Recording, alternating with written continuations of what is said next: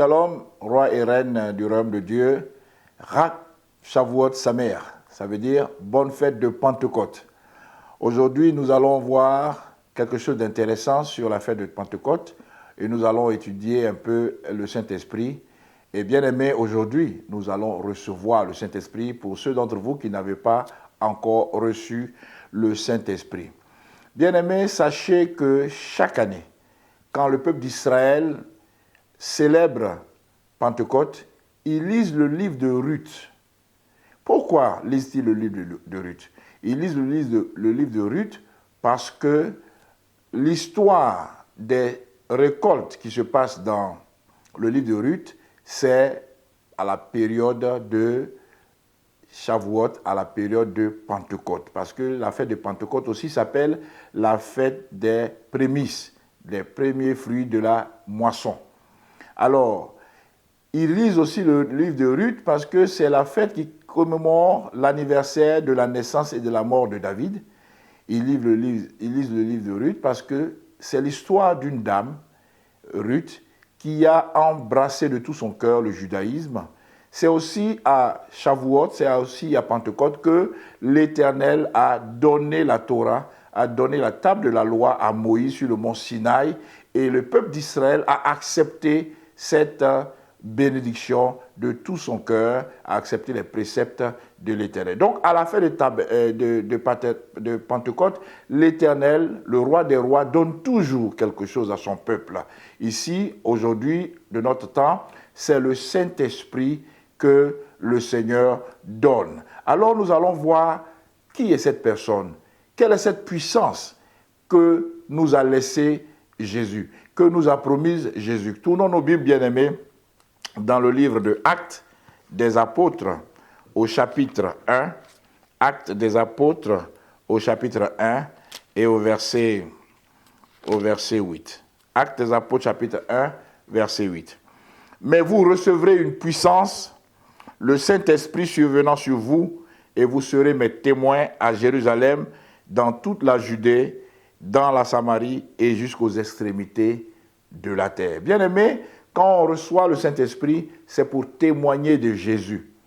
Donc, les motivations qui doivent nous pousser à être baptisés du Saint-Esprit, c'est pour pouvoir témoigner à toute la création, autour de nous, à notre famille, autour de nous, nos amis, nos collègues, et nos connaissances, et à ceux qui ne nous connaissent pas, témoigner à toute la création de ce que le Seigneur est venu nous sauver, bien-aimés. Alors, nous allons voir aussi un autre passage dans Actes chapitre 2, versets 1 à 4.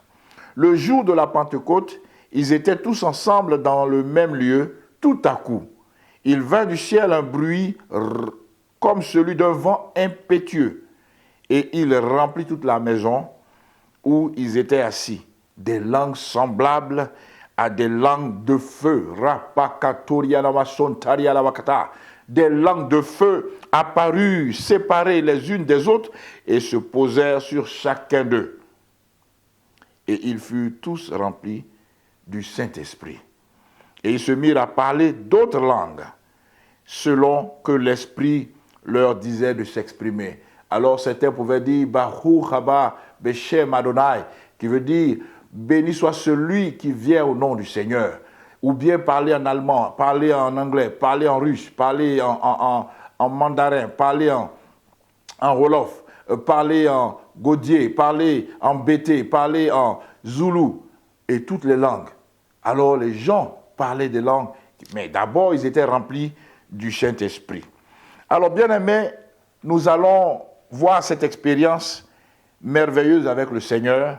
Pourquoi le Seigneur nous demande, nous a promis le Saint-Esprit? Quels sont les avantages qu'il nous commande? Alors on va voir dans Jean 16, versets 5 à 15 que je vais lire rapidement.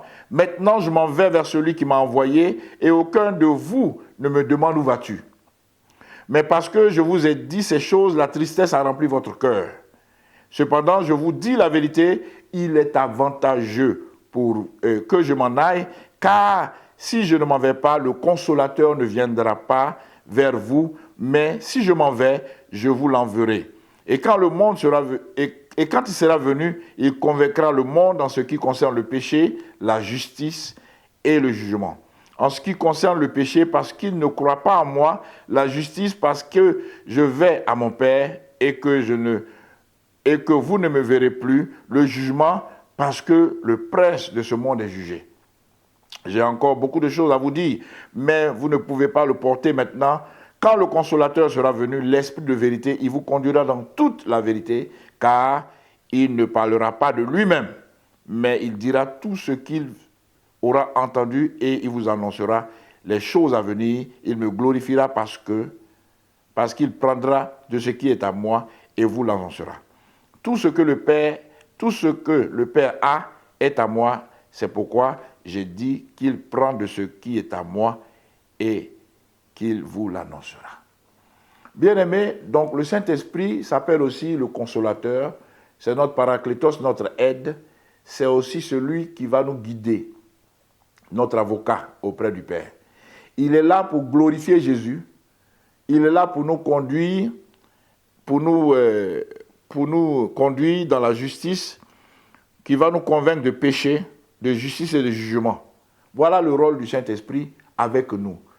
C'est celui-là qui va prendre nos infirmités et va nous aider pour pouvoir avancer avec lui et nous allons être heureux. Maintenant, qu'est-ce qu'il a fait, le Saint-Esprit, sur Jésus? Parce que Jésus lui-même a eu besoin du Saint-Esprit pour son ministère. Jésus a travaillé avec le Saint-Esprit. Ça, c'est en Luc chapitre 11, verset 20, vous pouvez lire cela.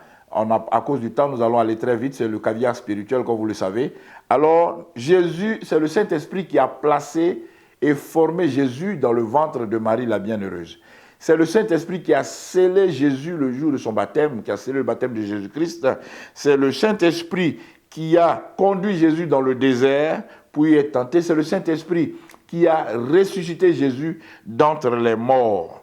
Alors, nous allons lire Romains chapitre 8, versets 14 à 15, pour voir ce que le Seigneur nous dit. Car tous ceux qui sont conduits par l'Esprit de Dieu sont fils de Dieu, et vous n'avez point reçu un esprit de servitude pour être encore dans la crainte, mais vous avez reçu un esprit d'adoption par lequel nous crions Abba Père.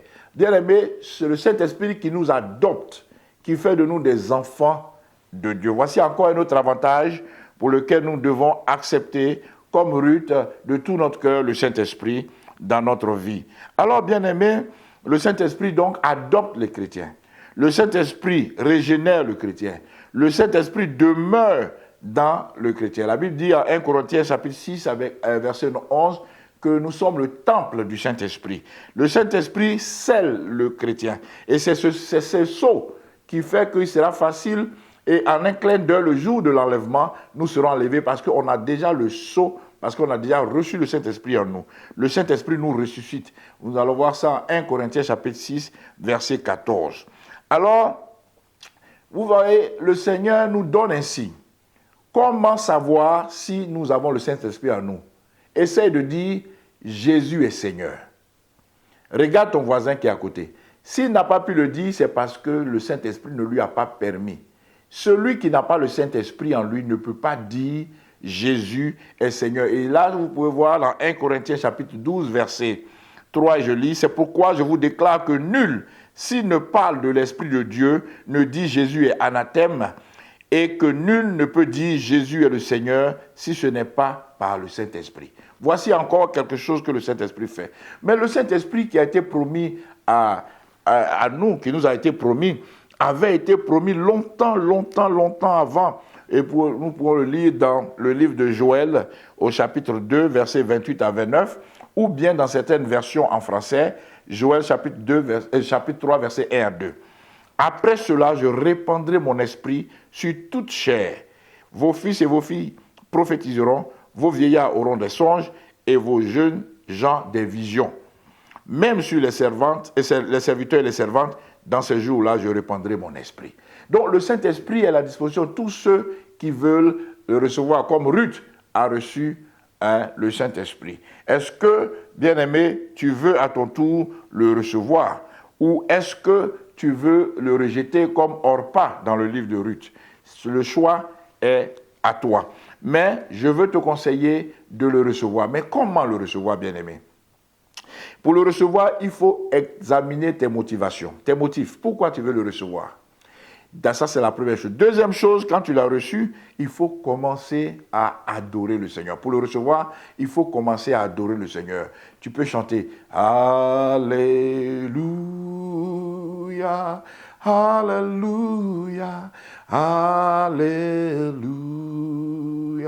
Alors, tu continues dans l'adoration et tu dis à Dieu comment tu l'aimes, qui il est pour toi. À un moment donné, bien-aimé, il va te manquer les mots pour adorer le Seigneur, pour glorifier le Seigneur. Alors le Saint-Esprit va venir au secours de ton infirmité, au secours de ton incapacité, et il va te donner des paroles de feu qui vont venir dans ta bouche. Alors n'attends pas un pasteur, n'attends pas un homme de Dieu qui va te donner un modèle, qui va te dire, il faut dire bobo. Non, il ne faut pas aussi essayer de mentir pour fabriquer les choses. Non, le Saint-Esprit va te donner, comme un bébé, il peut te donner un mot, ba.